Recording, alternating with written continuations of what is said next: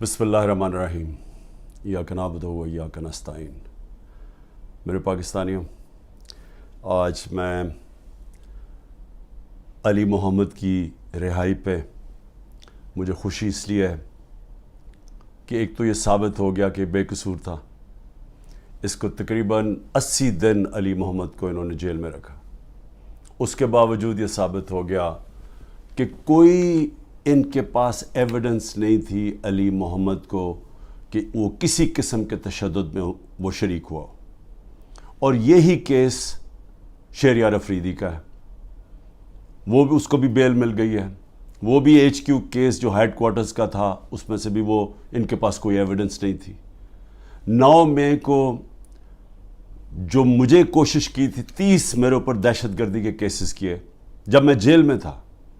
ظلم بھی میرے سے ہوتا ہے، غیر قانونی آئینی طور پہ مجھے وہاں جس طرح پکڑ کے لے کے جاتے ہیں مجرموں کی طرح، اور اس کے بعد جب میں جیل میں ہوتا ہوں تو میرے پہ کیسز ہو جاتے ہیں کہ میری وجہ سے یہ جو جلاؤ گھرا ہوا۔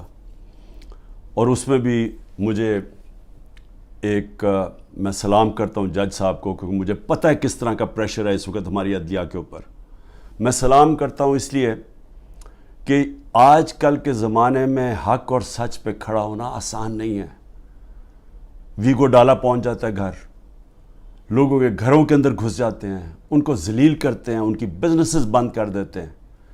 تو اس لیے، اور ہر کسی کو، یہ صرف ہم اپنے لوگوں کی بات نہیں کر رہے، جو اس ظلم کے نظام کا حصہ نہیں بنتا اور اس کے خلاف حق کی آواز بلند کرتا ہے، اس کو وہ مشکلوں کا سامنا کرنا پڑتا ہے جو پاکستان کی تاریخ میں کسی ڈکٹیٹرشپ میں نہیں کرنا پڑا۔ تو میں اس لیے جج صاحب کو بھی سلام کرتا ہوں، اور میں آج خاص طور پہ اپنے وہ لوگ جو سب کچھ برداشت کر چکے ہیں، علی محمد، والدہ بیمار، ان کو ڈائبٹیز ہیں، اکیلے لڑکے ہیں، اس کے باوجود پوری کوشش کی انہوں نے اس کو توڑنے کی کہ کسی طرح وعدہ معاف گواہ بن جاؤ عمران خان کے خلاف۔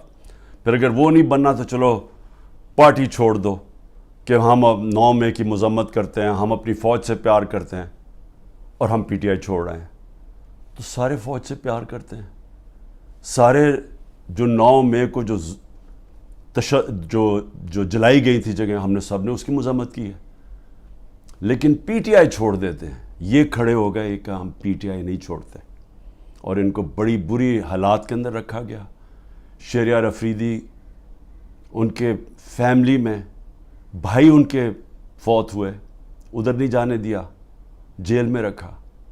اور جس طرح اس کے اوپر توڑنے کی کوشش کی گئی، ان کی بیوی کو پکڑا، پھر ایک دفعہ اور پکڑنے کی کوشش کی، بیوی بچوں کے ساتھ تھی۔ تو میں ان کو خاص طور پہ سلام کرتا ہوں۔ اور اعجاز چودھری اس وقت وہ ڈائبٹیز کے پیشنٹ ہیں، 70 سال ان کی عمر ہے، ان کا وزن کم ہو چکا ہے، وہ بھی ٹوٹ نہیں رہے۔ میاں محمود رشید، ہارٹ کنڈیشن ہے، ان کو چیسٹ پینز ہوئی، ہسپتال گئے، اس کے باوجود وہ کھڑے ہیں۔ ڈاکٹر یاسمین کینسر کی سروائیور ہیں، عمر ان کی تقریباً 75 سال ہے، وہ اس وقت کی وہ بیٹھی ہوئی ہیں، اور ان کو کہا عمران خان کے خلاف وعدہ معاف گواہ بن جاؤ کہ عمران خان نے کہا تھا جا کے جلا دو۔ جس طرح 3-4 بچوں کو پکڑا، انہوں نے ان کو کہا جی عمران خان نے کہا تھا کہ کور کمانڈر گھر بھی جلانا ہے اور پھر وہ کوئی کاغذات ہیں وہ بھی جلانے ہیں۔ یعنی لوگوں کو یہ بالکل سمجھتے ہیں کہ بھیڑ بکریاں، کوئی عقل ہی نہیں ہے عوام میں کہ وہ عمران خان کہے گا جی کور کمانڈر کے گھر میں کوئی کاغذات پڑے ہیں جو جلوانا ہے، اور ان سے یہ 164 کا بیان لیا۔ تو یہی کوشش کر رہے ہیں ڈاکٹر یاسمین سے، وہ بھی کھڑی ہوئی ہیں۔ لیکن جو میں سب سے زیادہ عمر چیمہ، جس طرح کا ان کے اوپر تشدد کیا گیا، ان کی بیوی گئی کورٹ ہیئرنگ کے اوپر، ان کو پکڑ کے جیل میں ڈال دیا، وہ بھی کینسر سروائیور ہیں۔ یعنی عورتوں کے اوپر کون کرتا ہے؟ لیکن عورتوں کے اوپر میں خاص بات کرنا چاہتا ہوں۔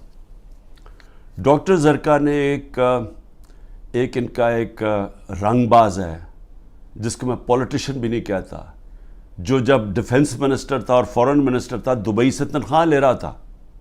یہ کبھی سنا ہے کہ دبئی کی کمپنی سے ایک ملک کا فورن منسٹر اور ڈیفنس منسٹر تنخواہ لے؟ اور اس کے بعد وہ بچ بھی جاتا ہے, اس کو کچھ ہوتا بھی نہیں ہے. اور وہ کیونکہ طاقتور حلقوں میں اس کے دوستیاں تھیں, جب وہ الیکشن ہار رہا تھا 2018 میں تو ایک ٹیلی فون کیا, باجوہ صاحب مجھے بچا لو میں ہار رہا ہوں. اور باجوہ صاحب سپر کنگ نے کہا فکر نہ کرو تم جیت جاؤ گے, اور اگلے دن وہ جیت جاتا ہے. تو وہ جس طرح ہمیشہ عورتوں کے خلاف زبان استعمال کرتا ہے, اس نے پھر سے کی. ڈاکٹر زرکا نے, سینیٹر ڈاکٹر زرکا نے جواب دیا, ان کی 2 کلینکس وہ بند کر دی. یعنی اس سطح پہ کون کرتا ہے؟ ہماری ڈاکٹر سیما ایم پی اے کراچی کی, ان کے گھر پہنچ کے ان کی کلینک اس کو بند کر دیا. ہماری سمابیہ ایکس ایم پی, اس کے گھر کے اوپر پولیس پہنچ گئی. یعنی یہ کبھی ہوا ہے کیا؟ یہ کوئی دہشت گرد ہیں, یہ کوئی کسی انتشار میں ہیں, یہ انہوں نے کیا ہے؟ تو ایسے ہے کہ آپ تحریک انصاف کے آپ کوئی ممبر ہی ہوں, سپورٹر ہی ہوں, یہی کافی ہے. آپ کی بزنس بھی بند ہو جائے گی, آپ کو جیلوں میں بھی ڈال دیں گے, جھوٹے پرچے بھی ہو جائیں گے. یعنی صرف اب کوئی ضرورت نہیں ہے آپ کو کہ آپ نے کوئی جرم کرنا ہے. اس ملک میں اب جرم ہو گیا ہے تحریک انصاف کا ممبر ہونا, سپورٹر ہونا. کوئی اگر بزنس والا بھی کوئی سپورٹ کرتا ہے اس کے پیچھے بھی پڑ جاتے ہیں. آپ یہ سوچیں کہ شوکت خانم, اب شوکت خانم ساری قوم جانتی ہے کہ ملک کا سب سے بڑا خیراتی ادارہ ہے. ان کے ہر روز نوٹس آ جاتا ہے کہ جی فلانی ڈاکیومنٹ دکھائیں اور یہ ڈاکیومنٹ دکھائیں, جی وہ بتائیں کہ جناب کس نے ڈونیشنز دی تھی آپ کو. یعنی ایک یہ نہیں دیکھ رہے کہ اس سے نقصان کس کو ہو رہا ہے. کوئی فکر نہیں ہے کہ ملک کو کیا نقصان ہوگا. جو انہوں نے کیسز میرے اوپر اٹھائے ہوئے ہیں ذرا وہ سن لیں. سب سے اب جو قوم کے سامنے, کیونکہ الحق ہے, میرا ایمان ہے, ایمان ہی ہے, تو میں یہ سارے ایک طرف کھڑے ہو گئے ہیں, اسٹیبلشمنٹ ساتھ کھڑی ہو گئی ہے, اکیلا ان کا مقابلہ کر رہا ہوں. صرف توحید پہ, لا الہ الا اللہ پہ, ایمان اللہ پہ ہے. اور جس طرح اللہ ہر ان کی جو بھی کوشش کرتے ہیں خود ہی سچ سامنے آ جاتا ہے. جو انہوں نے میرے اوپر القادر کا کیس کیا, اب القادر کا کیس کیا تھا کہ عمران خان نے جو القادر یونیورسٹی بنائی ہے, جدھر مکمل طور پہ مستحق گھروں سے وہ بچے جو کہ جن کے ماں باپ اعلیٰ تعلیم نہیں افورڈ کر سکتے, وہ سب پڑھ رہے ہیں مفت. اور میں بتا چلا گا ہوں, سیرت نبی کو ہم نے بنایا کہ فیوچر لیڈرز بنے, تربیت ہو ان کو, اور ساتھ ساتھ اس کے ٹیکنالوجی بھی. یہ ہے اس کا جو ویژن ہے یونیورسٹی کا. اس کو سامنے لا کے بہت بڑی سکینڈل ہو گئی. اور اب پتہ چلا ہے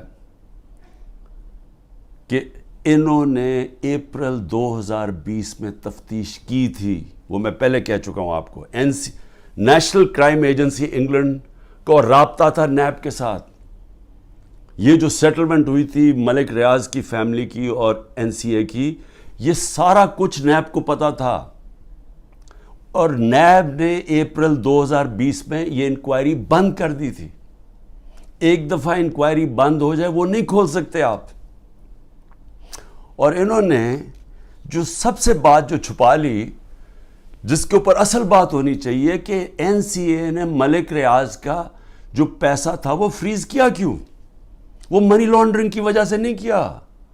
وہ انہوں نے کہا کہ ایک ٹرانزیکشن ہوئی, اور یہ سنیں ذرا غور سے, کہ حسن نواز نے پراپرٹی بیچی ملک ریاض کے بیٹے کو, اور وہ جو پراپرٹی بیچی وہ 50 بلین پاؤنڈ کی بیچی.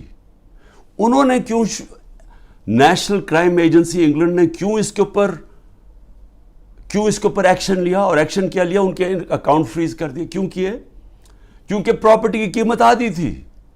انہوں نے دیکھا کہ اس کی قیمت آدھی تھی, یعنی وہ 25 ملین پاؤنڈ کے ارد گرد اس کی قیمت تھی, 50 ملین پاؤنڈ کیسے دے دیا اس پراپرٹی کو؟ نواز شریف تب پرائم منسٹر تھا. یہ 2000 جب ہوا، یہ 16-17 میں جب پرائم منسٹر تھا، تو پرائم منسٹر نے اس وقت اپنا زور لگا کے وہ دگنی قیمت کے اوپر پراپرٹی ملک ریاض کو بیچی. یہ پہلے تو یہ بتائیں پیسہ کدھر سے آیا؟ کدھر سے حسن نواز کے پاس اتنا پیسہ آیا؟ جب وہ ملک سے باہر بھاگے ان سے یہ سوال پوچھے گئے نا، کیونکہ بتا ہی نہیں سکتے. پیسہ چوری کا تھا، اور پھر وہ پراپرٹی دگنی قیمت پہ بیچ دیتے ہیں ملک ریاض کو. وہ کس لیے بیچی؟ اور وہ اصل کہانی وہ ہے آل قادر کی. اصل وہ اس کے اوپر بات نہیں کر رہے. کوئی پوچھ نہیں رہا نواز شریف سے کہ بتائیں جی بیٹے نے یہ پراپرٹی اور آپ کو کیوں اتنی مہنگی پراپرٹی خریدی ملک ریاض نے. اور یہ بھی ہو گیا کہ یہ سارا کچھ پتا تھا نیب کو. ان کا جو ڈپٹی وائس چیئرمین ہے اس وقت نیب کا، وہ اس کمیٹی میٹنگ میں بیٹھا ہوا تھا جب یہ کیس کلوز کیا گیا. مجھے 3 گھنٹے انہوں نے بٹھایا سوال کرتے ہوئے، میرے سے پوچھا، جب ان کو سارے پتا تھا جواب، کیونکہ وہ ڈپٹی چیئرمین کو بھی پتا تھا، پروسیکیوٹر جنرل کو بھی پتا تھا. اس وقت جو ڈائریکٹر تھے نیب کے پنڈی میں، منگی صاحب، وہ بھی بیٹھے ہوئے تھے اس میٹنگ پہ. تو ان کے پاس تو منٹس پڑے ہوئے ہیں اس کے. تو پھر یہ کیوں میرے اوپر سارا کچھ کیا، اور یہ جو میرا وارنٹ نکالے اور مجھے اریسٹ کیا. اور دوسری یہ جو توشہ خانہ ہے، یہ توشہ خانہ ایک عام کیس نہیں چل رہا، یہ ایسے ملٹری ٹرائل چل رہی ہے. یعنی کہ ایک فیئر ٹرائل کا مجھے موقع ہی نہیں دیا جا رہا. خیر وہ اس کے اوپر پھر سے میں سب جوڈیس سے زیادہ بات نہیں کرتا، لیکن یہ میں کہوں گا کہ میرے سے وہ سوال پوچھے جا رہے ہیں جو آج پاکستان کی تاریخ، 70 سالہ تاریخ میں کبھی کسی سے، جن کو بھی کتنی گفٹس ملی ہیں توشہ خانہ میں، 70 سال سے ملتی ہیں گفٹس، کوئی نئی تو چیز نہیں ہے. کبھی کسی سے وہ سوال نہیں پوچھا کہ جی آپ کو جو توشہ خانہ کی گفٹ ملی تھی وہ آپ نے آگے بیچی کس کو، یا آپ نے گفٹ کس کو کی. کبھی کسی سے آج تک یہ پوچھا ہے؟ کبھی کسی سے پوچھا ہے کہ توشہ خانہ جب آپ قیمت ادا کر کے وہ لے لیتے ہیں گفٹ، اس کے بعد آپ کی پراپرٹی آپ جو مرضی کریں؟ بھی آپ کون ہے پوچھنے والا کہ میری پراپرٹی سے میں یہ گفٹ کروں یا میں بیچوں؟ جب تک کہ جو بھی میرا چیز ہو وہ میں ڈکلیئر کروں. تو میرا سارا ڈکلیئرڈ ہے میرے ٹیکس ریٹرنز میں. تو وہ سوال پوچھے جا رہے ہیں آج، وہ وجہ اس کی ہے ان کو مل کچھ نہیں رہا. یہ 3.5 سال میں جتنا میں پرائم منسٹر ہوں، ان کو یہ 2 چیزیں ملی ہیں. اس کو کرپشن کہہ رہے ہیں، یہ جو توشہ خانہ ہے، اور دوسرا چیز القادر. یہ 2 کرپشن کے کیسز میرے پہ ملے ہیں. ان 3.5 سال میں جب نواز شریف پرائم منسٹر بنا تھا، 17 اس نے فیکٹریاں بنا چکا تھا 3.5 سالوں میں، اور سرکاری بینکوں سے قرضے لیتا تھا، فیکٹریاں بنا لیتا تھا، اور بعد میں وہ قرضے معاف کروا لیے. اور جو پیسہ دیا وہ 20 سال کے بعد واپس، جو تھوڑا سا اور مارک اپ معاف کروا کے وہ بھی تھوڑا سا پیسہ دیا. ان سے کبھی پوچھا؟ زرداری اس ٹائم کے اندر 2 سال میں اس کو 10% ساری دنیا کہنا شروع کر دی تھی کہ ہر چیز پہ کمیشن کماتا تھا. تو یہ 2 چیزیں ملی ہیں 3.5 سال میں، اور انشاءاللہ یہ میں ثابت کروں گا جب کیس آگے بڑھے گا. لیکن موقع دینا چاہیے مجھے پوری طرح جواب دینے کا. دوسری چیز جس کے اوپر میں بات کرنا چاہتا ہوں وہ ہے کہ یہ جو سائفر کے اندر، اور سائفر کے اندر میں پھر سے واضح کر دوں کہ بڑے کلیئر قانون بنا ہوا ہے. سائفر ہوتی ہے فورن آفس کے اندر، جو سیکرٹ کوڈ وہ فورن آفس میں رہتی ہے. یہ انسٹرکشنز ہیں کیبنٹ ڈویژنز کے. اس کے اندر کوئی اور کسی کے پاس وہ جو کوڈ والا سائفر ہے وہ نہیں جا سکتا. اور جو میرے پاس آیا تھا وہ مجھے پھر سے بلایا، بڑا اچھا ہے، ایف آئی آر کے سامنے پھر پیش ہوں گا. لیکن جو مجھے کہتے ہیں کہ آپ نے وہ جو سائفر کے اندر چیز لکھی ہوئی تھی وہ پبلک کر دی. وہ پبلک تب ہوئی جب میں نے نیشنل سیکیورٹی کونسل کے سامنے رکھا، جو کہ ملک کا سیکیورٹی کا سب سے بڑا ادارہ ہے. اس ادارے کے اندر پہلے رکھا، اس ادارے نے وہ سائفر کو دیکھا جو اس کے اندر لکھا ہوا تھا، وہ نہیں جو کوڈ ہے، جو اس کا مفہوم تھا. اور اس ادارے نے فیصلہ کیا کہ امریکہ کو ڈیمارش کرنی چاہیے کہ انہوں نے ہمارے اندرونی حالات میں مداخلت کی ہے. یہ جب نیشنل سیکیورٹی کونسل نے کہہ دیا پھر سب کو پتہ چل گیا کہ کیوں کہا ہے، کیونکہ وہاں سے ایک ان کے آفیشل نے کہا کہ جناب عمران خان کو جب تک آپ ہٹائیں گے نہیں نو کانفیڈنس پہ، تو پاکستان کے اوپر بڑی مشکلات ہوگی.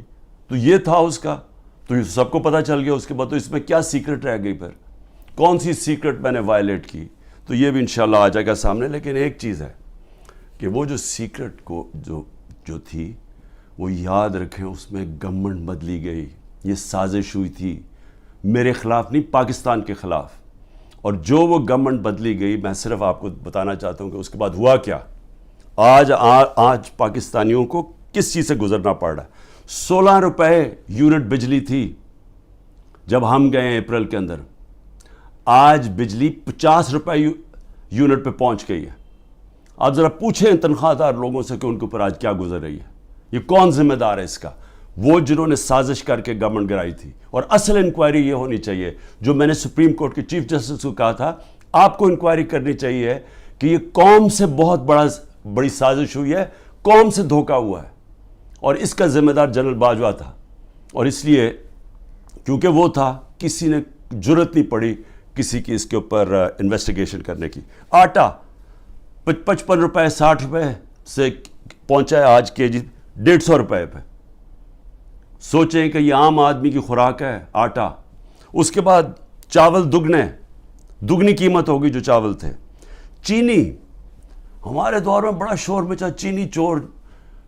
ہم نے انکوائری کروائی، چینی کی قیمت 80 روپے تھی، آج چینی 160 روپے پہ پہنچ گئی ہے. سارے جو بڑے بڑے شوگر مل مافیا ہیں وہ سارے بیٹھے ہوئے ہیں آج گورنمنٹ کے اندر. اور پھر یہ دودھ بڑا ضروری ہے کیونکہ بچوں کے لیے بہت ضروری ہے. 150 روپے لیٹر سے گیا 230 روپے لیٹر پہ. اور دال جو عام آدمی کھاتا ہے 310 روپے سے 520 روپے پہ گئی ہے. 310 روپے کے جی سے 520 روپے کے جی پہ دال گئی ہے. یہ عام لوگوں کے کھانے کی چیزیں ہیں. یہ ذرا بتائیں کہ کون ذمہ دار ہے جس نے یہ جو ساری سازش ہوئی تھی. اور انشاءاللہ جب بھی انکوائری ہوگی ثابت ہوگا کہ بہت بڑی ایک چلتی ہوئی حکومت کو مشکل وقت سے جو پاکستان کو نکالتی گئی اس کو گرا کے تو یہ ہوا. میں آخر میں 2 صرف چیزیں کہنا چاہتا ہوں.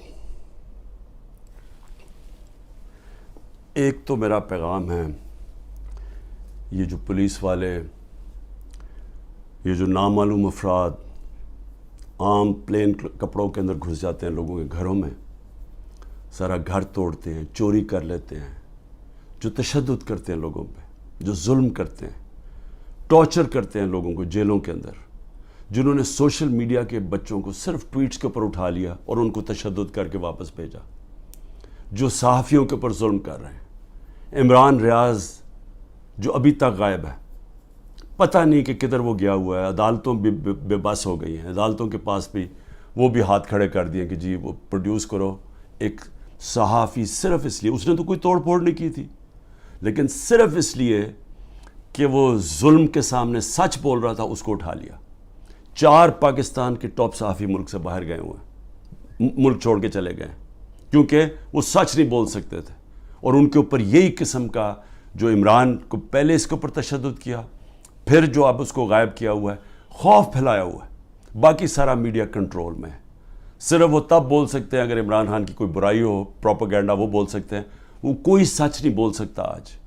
اور مجھے افسوس یہ ہے کہ ان میں سے جو ہم بڑے بڑے نام سمجھتے تھے کہ وہ صحاف کے لیے ان کی بڑی قربانیاں ہیں، وہ بھی آج گھٹنے ٹیک کے سامنے بیٹھے ہوئے ہیں. لیکن مجھے افسوس اور ہے ہیومن رائٹس آرگنائزیشنز پہ. مجھے افسوس ہے جو کہتی ہیں ہم عورتوں کے لیے NGOs بنے ہوئے ہیں، ہم عورتوں کے لیے حقوق کے لیے کھڑے ہیں. یہ واحد پارٹی ہے پاکستان کی تاریخ میں جس نے پہلی دفعہ خواتین کو پولیٹکس میں لے کے آئیں. انہوں نے شرکت کرنی شروع کی، جلسوں کے اندر عورتیں آئیں، فیملیز آئیں. یہ پہلی دفعہ ہوا ہے ہمارے ملک میں. یہ خوشائن چیز ہے کہ ملک کی جتنی بڑی پارٹیسپیشن ہوگی پولیٹکس کے اندر، اتنا بہتر وہ احتساب کریں گے حکمرانوں کا. جتنی زیادہ بڑی ٹرن آؤٹ ہوگی اس کا مطلب کہ عوام نظر رکھ رہی ہے حکمرانوں کے اوپر. تو اصل تو ڈیموکریسی کا مطلب ہی یہ ہے کہ عوام احتساب کرتی ہے جو حکومت کرتے ہیں وہ دیکھتی ہیں ان کا، تو عوام تو آج پہلی دفعہ نکل رہی ہے، اس طرح ٹرن آؤٹ ہو رہا ہے، عورتیں نکل رہی ہیں، اور ان عورتوں کے اوپر جان کے یہ تشدد کیا جا رہا ہے باقی عورتوں کو ڈرانے کے لیے کہ وہ نہ گھروں سے نکلیں، کہ وہ چپ کر کے سہم کے بیٹھ جائیں۔ تو کدھر گئی ہیں ہیومن رائٹس جو عورتوں کو ریپرزینٹ کرتی تھیں؟ کدھر ہیں وہ عورتیں؟ کیوں نہیں بول رہی کہ یہ جو ظلم ہو رہا ہے ان عورتوں کے اوپر؟ وہ بیچاری صنم اور طیبہ، وہ تو تحریک انصاف میں ان کا کوئی عہدہ نہیں ہے، ان کو جیلوں میں ڈالا ہوا ہے۔ وہ صنم کے خامد آیا، اس کو پکڑ کے لے گئے، اب ان کا گھر میں بچہ ہے، وہ کیا کرے گا؟ دونوں کو پکڑ کے لے گئے۔ عمر چیمہ، اس کی بیوی، میں پھر سے کہتا ہوں وہ کینسر کی سفرر ہے، کینسر کی سے اس کو پکڑ کے جیل میں ڈال دیا، صرف اور صرف دہشت پھیلانے کے لیے کہ عورتیں گھروں سے نہ نکلیں۔ اور پھر سے کہ نہ یہاں بول رہی ہیں نہ باہر، بڑی فکر ہے افغانستان کی عورتوں کی، بہت فکر ہے، اور ہے ٹھیک ہے کہ اسکولوں میں سب سے زیادہ ملک کی بہتری ہوتی ہے جب عورتیں پڑھی لکھی ہوتی ہیں، اور پاکستان میں تو خاص طور پہ جب آپ کی آبادی تیزی سے بڑھ رہی ہو تو اس کو روکتا ہی ہے کہ پڑھی لکھی، جب آپ کی بچیاں پڑھی لکھی ہوتی ہیں، عورتیں پڑھی لکھی ہوتی ہیں۔ لیکن کیوں فکر نہیں ہے کہ یہ پاکستان کی عورتوں سے کیا ہو رہا ہے؟ تو ایک تو یہ ہے۔ میں آخر میں صرف یہ کہنا چاہتا تھا کہ جو مرضی آپ کر لیں، یہ آپ جو سب کچھ کر رہے ہیں، یہ جو سارا دہشت پھیلائی ہوئی ہے اور لوگوں کو جیلوں میں ڈالا ہوا ہے اور گھروں میں یہ توڑ پھوڑ کر رہے ہیں، یہ آج میرا دن یاد رکھ لیں، جب بھی الیکشن ہوگا آپ تحریک انصاف کو روک ہی نہیں سکتے، کیونکہ آپ لوگ اگر سہم بھی گئے نا، دلوں کے اندر ان جو فیصلے اور ذہنوں میں کر بیٹھے ہیں وہ اس سے نہیں پیچھے ہٹنے لگے۔ جب ایک آبادی ایک طرف آ کے کھڑی ہو جاتی ہے، قوم کھڑی ہو جاتی ہے، کوئی دنیا کی پاور اس کو روک نہیں سکتی۔ یہ صرف عارضی طور پہ آپ تھوڑی دیر لوگوں کو سہم جائیں گے، ڈر جائیں گے۔ میں چیلنج کرتا ہوں کہ جب بھی الیکشن ہوں گے آپ ڈیلے بھی کر دیں، ابھی ڈرے ہوئے ہیں کہ جی ابھی نہ کرو الیکشن، آپ اگلے مارچ کر دیں۔ میں آپ کو چیلنج کرتا ہوں کہ تحریک انصاف سویپ کرے گی الیکشن انشاءاللہ۔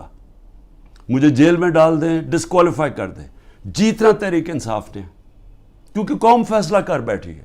اور یہ جتنے آپ حربے استعمال کر رہے ہیں، آپ تحریک انصاف کا ووٹ بینک اور بڑھتا جا رہا ہے۔ لوگ بیوقوف تو نہیں ہیں، قوم تو دیکھ رہی ہے کیا ہو رہا ہے، اور قوم کے اندر غصہ ہے۔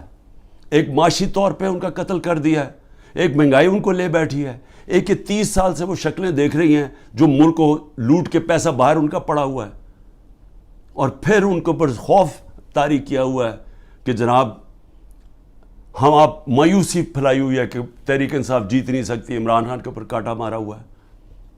کانٹا صرف عوام کسی کے اوپر مارتی ہے، اور کوئی بھی انشاءاللہ جب بھی الیکشن ہوگا، کوئی بھی جب عوام کی رائے طے کر لیتی ہے، فیصلہ کر لیتی ہے عوام، آج تک دنیا کی تاریخ میں عوام کے خلاف کوئی نہیں جیتا۔ پاکستان زندہ باد۔